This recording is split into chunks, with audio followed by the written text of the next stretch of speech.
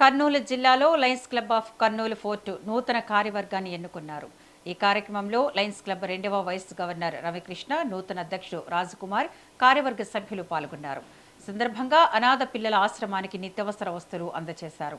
Lions club ఆధ్వర్యంలో సామాజిక సేవా కార్యక్రమాలు మరిన్ని చేస్తామని రాజకుమార్ తెలిపారు. తన మరణం అనంతరం తన మృతదేహాన్ని కర్నూలు వైద్య కళాశాలకు అప్పగించాలని రాజకుమార్ ప్రకటించారు.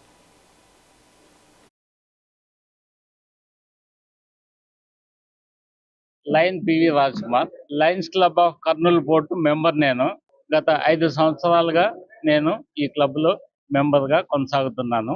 ఇప్పుడు నా టర్మ్ వచ్చింది.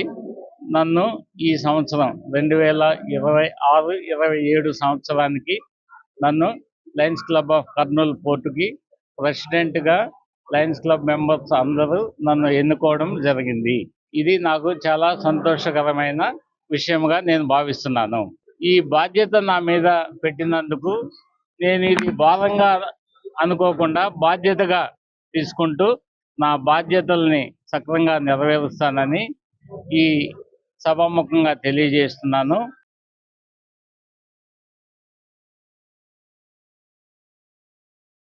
Lion PV Rajkumar, Lions Club of Kurnool port member. నేను గత 5 సంవత్సరాలుగా నేను ఈ క్లబ్లో మెంబర్గా కొనసాగుతున్నాను. ఇప్పుడు నా టర్మ్ వచ్చింది. నన్ను ఈ సంవత్సరం 2026-27 సంవత్సరానికి నన్ను లయన్స్ క్లబ్ ఆఫ్ కర్నూలు పోర్టుకి ప్రెసిడెంట్గా లయన్స్ క్లబ్ మెంబర్స్ అందరూ నన్ను ఎన్నుకోవడం జరిగింది.